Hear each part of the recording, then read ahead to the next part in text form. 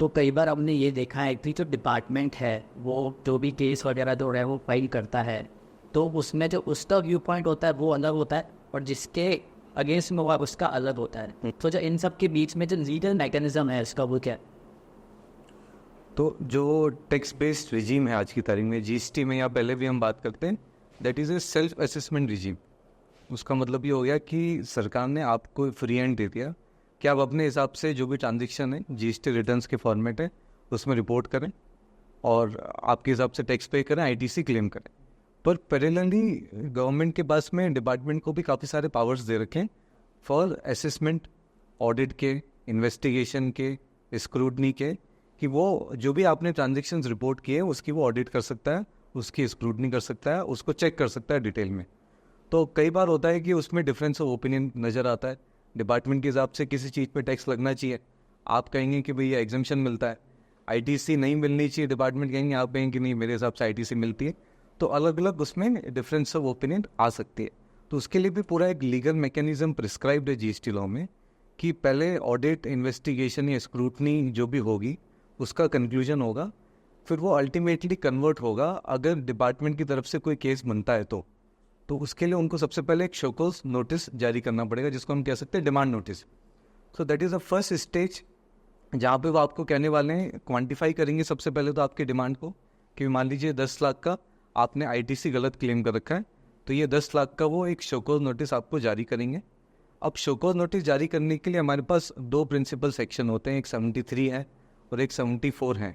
दोनों में कुछ पैरामीटर्स डिफरेंस है, उस पर भी अपन आगे बात करेंगे।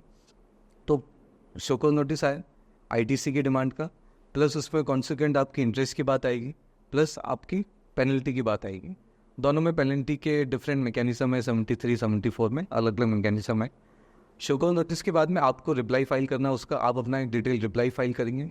उसके बेस पे एक हियरिंग होती है, पर्सनल हियरिंग होती है। आपको मौका दिया जाता है प्रिंसिपल्स ऑफ नेचुरल जस्टिस के हिसाब से कि भाई आप अपना पक्ष रखें, कि भाई आपका क्या पक्ष है। डिपार्टमेंट हो सकता है कई बार क्वांटिफिकेशन या फैक्चुअल डेटा में भी इनकन्सिस्टेंसी हो सकती है।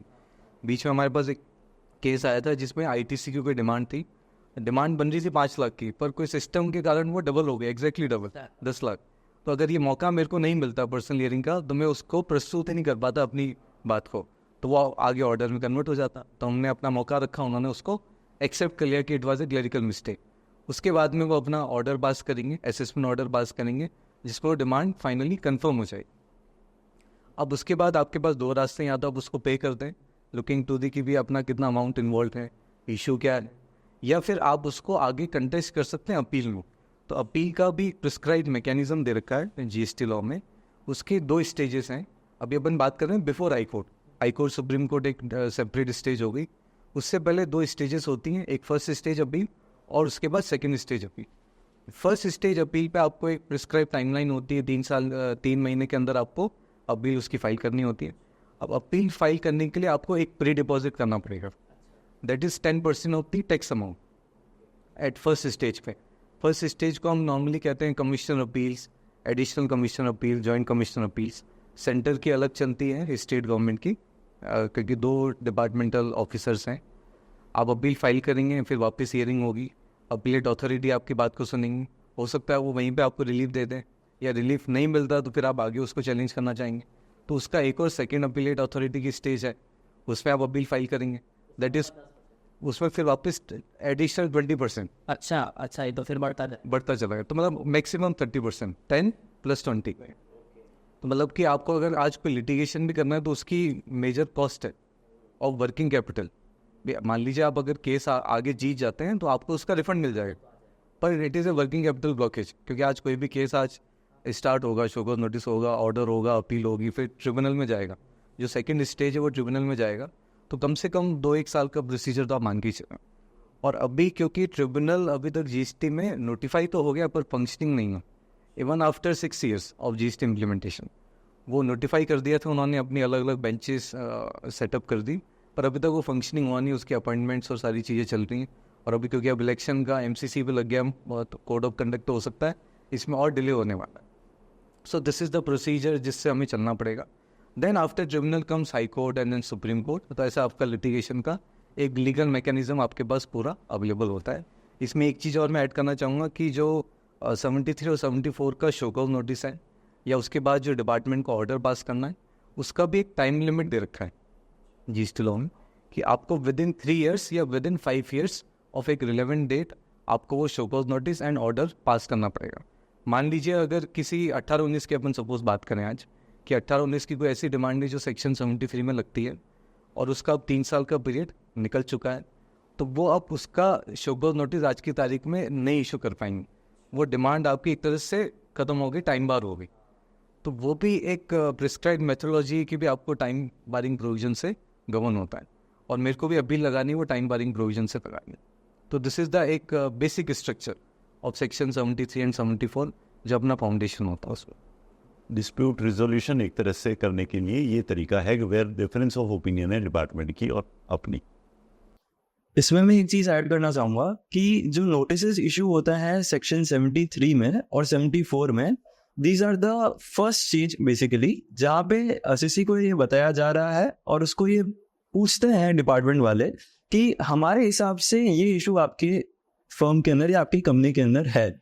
अब आप बताइए, आप एक्सप्लेन कीजिए कि ये आपका एक्चुअली कोई ऐसी डिमांड आपके अगेंस्ट बनती है या आपके अगेंस्ट नहीं बनती है।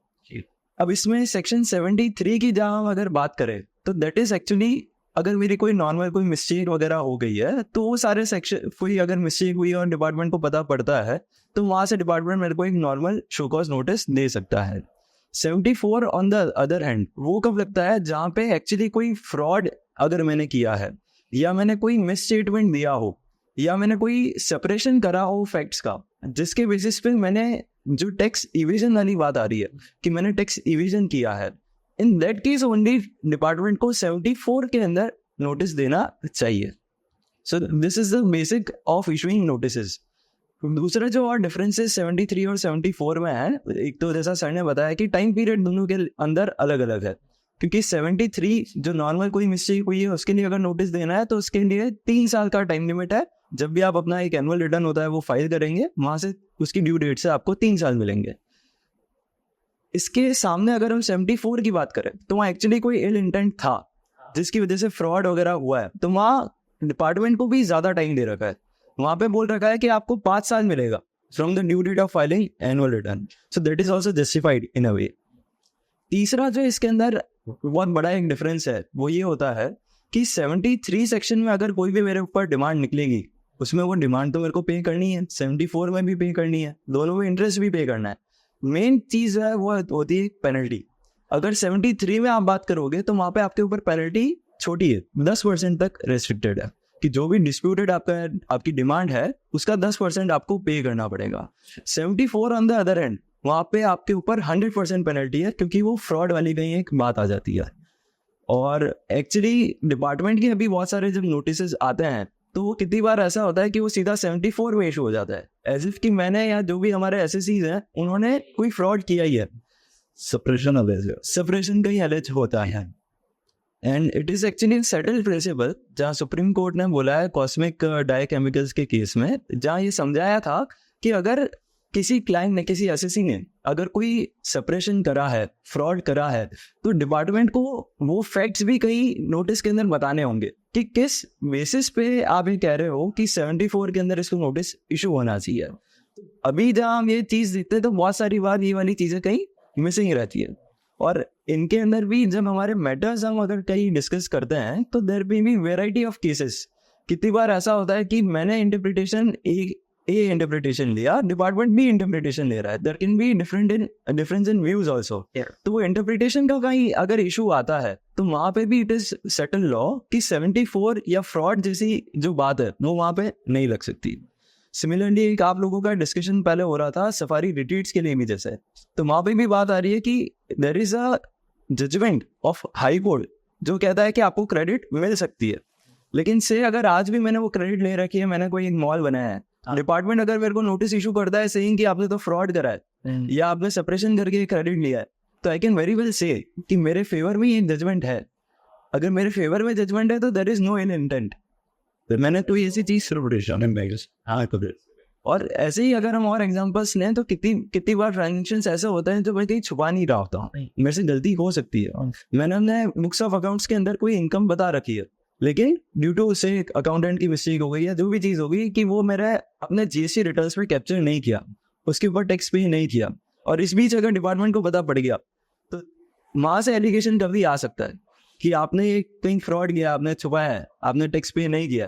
तो एक्चुअली टैक्स इवेजन जैसी चीज़ नहीं, ये तो एक मिस्टेक थी, और उस मिस्टेक के लिए भी 74 में नोटिस इशू नहीं करके 73 के अंदर नॉर्मल नोटिस का ही इशू करना चाहिए। So this makes a very big difference कि कभी किसी के ऊपर एलिगेशन आता है। सही बात। और बड़ा इवन लिस्टेड कंपनीज में भी आजकल ऐसा हो गया कि 74 और ऐसे नोटिस अगर हैं तो they have to within 24 hours और so they have to report it to stock exchange में उनको रिपोर्ट कर सकते हैं। ये भी बहुत बड़ी इम्प्लीकेशन है। कोई बड़ी अगर कॉर्पोरेट है और उसके ऊपर 74 का नोटिस आएगा तो वो मार्केट में भी कवर जारी है जाएगा, शेयर भी टैक्स। हाँ, so where non-payment of tax does not automatically mean that you have suppressed or you had an intention to evade.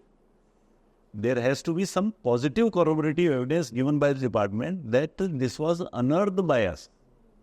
So वो मिसिंग होता है, पर एक मैकेनिकल वे में अलेज कर देते हैं, तो उस पर सुप्रीम कोर्ट जजमेंट भी है, उस पर डिपार्टमेंट के खुद के इंस्ट्रक्शंस भी है कि आप पॉजिटिव एक्ट है छुपाने का, उसको समझें कि मेरा नॉन पेमेंट को नहीं दें। मतलब उसमें अब जैसे अपन और एग्जांपल लें तो अभी काफ़ी सारे नोटिसेस आ रहे हैं जो फैक्ट बेस्ड नोटिसेस हैं, GSTR 1 versus 3B, GSTR 2 versus 3B, e-way bill के मल्टीपल ई-वे बिल जनरेशन। अभी जितने भी नोटिसेस हैं ये डेटा ऑलरेडी डिपार्टमेंट को हमने दिया है।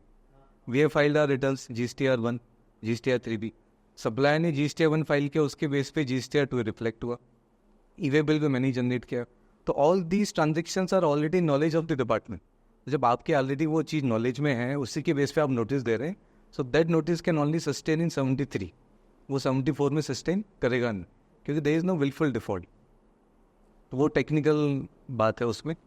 और जैसे कि जहाँ पे जैसे इंटरप्रिटेशन की बात है, तो जो subrogation is also defined in section 74, क्योंकि वहाँ पे ये मैंशन है कि ऐसा कोई ट्रांजेक्शन या ऐसी कोई डॉक्यूमेंट्स जो आपसे मांगे गए हों by way of any return और डॉक्यूमेंट और इन राइटिंग, उसके बावजूद आपने नहीं दिए, then it will be treated as suppression.